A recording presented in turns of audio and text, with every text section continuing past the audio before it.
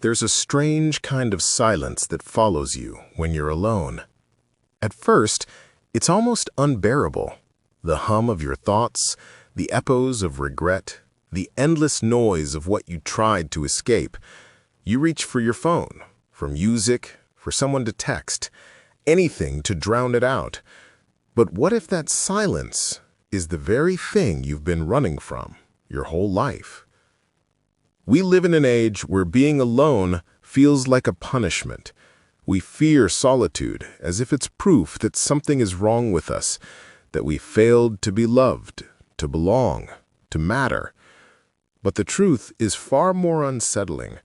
Most people never learn how to live alone, and because of that, they never truly learn how to live at all. Part 1. The fear of being alone. We confuse solitude with loneliness. Loneliness is the ache of absence. Solitude is the discovery of presence. But we've been conditioned to see them as the same thing. From the moment we wake up, we are surrounded by noise, messages, notifications, expectations, opinions. We scroll endlessly, not for information, but for connection. Yet the more we consume, the emptier we feel. Why? Because the connection we seek isn't out there, it's in here. Nietzsche once said, "The individual has always had to struggle to keep from being overwhelmed by the tribe." And today, that tribe is digital, louder, faster, and more demanding than ever. We belong everywhere and nowhere at once. We crave company, not because we love people, but because we fear what we'll face in their absence. That moment when you turn off all the noise and there's nothing left but you, your unfiltered thoughts, your real desires, your quiet suffering. That's where most people panic. They mistake the discomfort of solitude for the pain of loneliness, and so they run back into the crowd. But solitude is not the enemy. It's the forge in which the self is shaped. Part 2. The Lost Art of Being Alone. In ancient philosophy, solitude was sacred. Stoics like Seneca and Marcus Aurelius practiced it deliberately, not as isolation, but as introspection. They believed a person who cannot sit alone with their own thoughts will always be a slave to the world's distractions. Seneca wrote, "Nowhere can man find a quieter or more untroubled retreat than in his own soul." He understood that solitude is not the absence of life, but the space in which life reveals itself most honestly. Think of the world's great thinkers. Plato, retreating to his academy, Thoreau, escaping to Walden Pond, Nietzsche, wandering the mountains of Switzerland.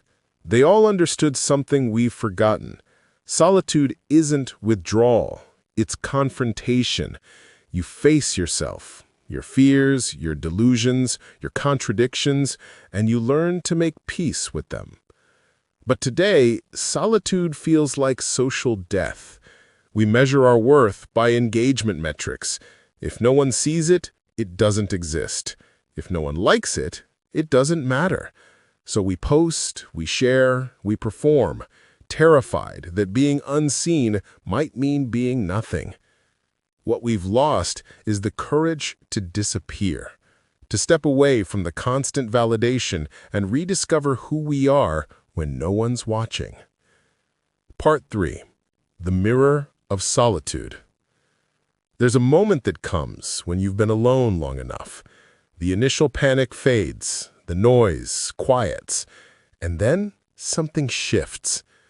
You begin to see things more clearly. The patterns of your thoughts, the cravings behind your choices, the stories you tell yourself to survive. Solitude turns into a mirror. It doesn't flatter you, it doesn't lie, it shows you what's real. And that can be terrifying, because when you strip away the noise, you start to realize how much of your identity was built on other people's approval. How much of your life was lived on autopilot, chasing belonging, success, or love, not because you wanted it, but because you thought you should? Psychologists call this the false self, a version of you constructed to be accepted. But the more you feed it, the further you drift from who you really are. Solitude is the rebellion against that false self. It demands authenticity. It forces you to ask, who am I, when there's no one left to impress? Part 4. The strength solitude gives you.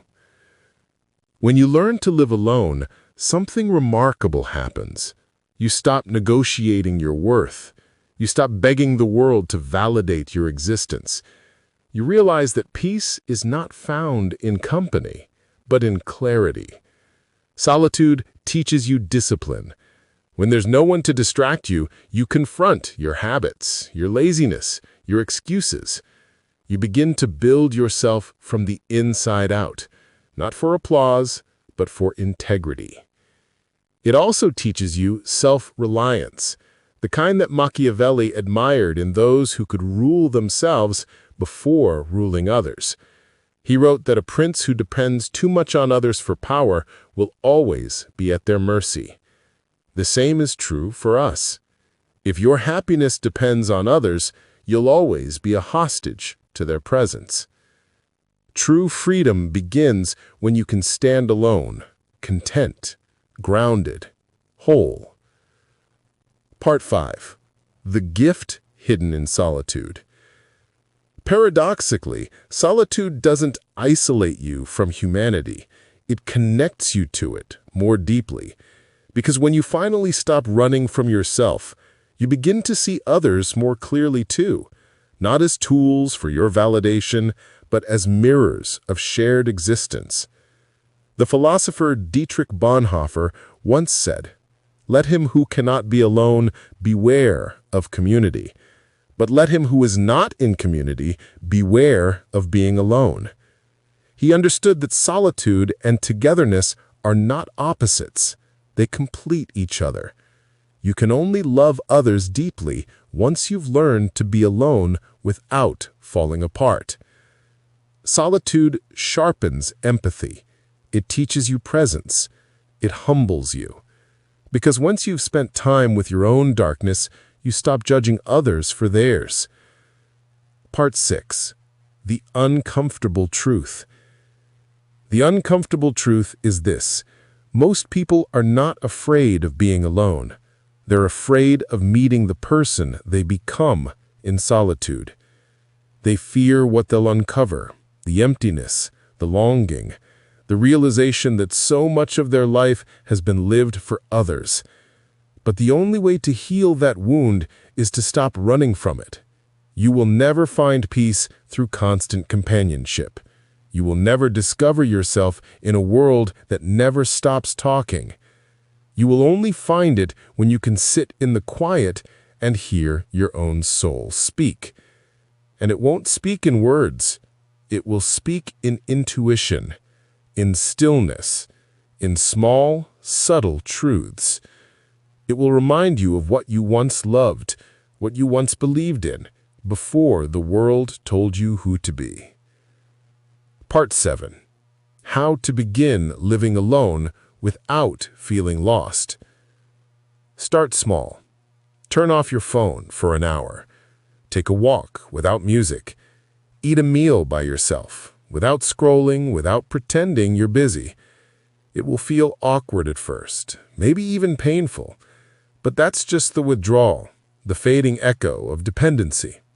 Then go deeper. Journal your thoughts. Ask yourself questions no one has dared to ask you.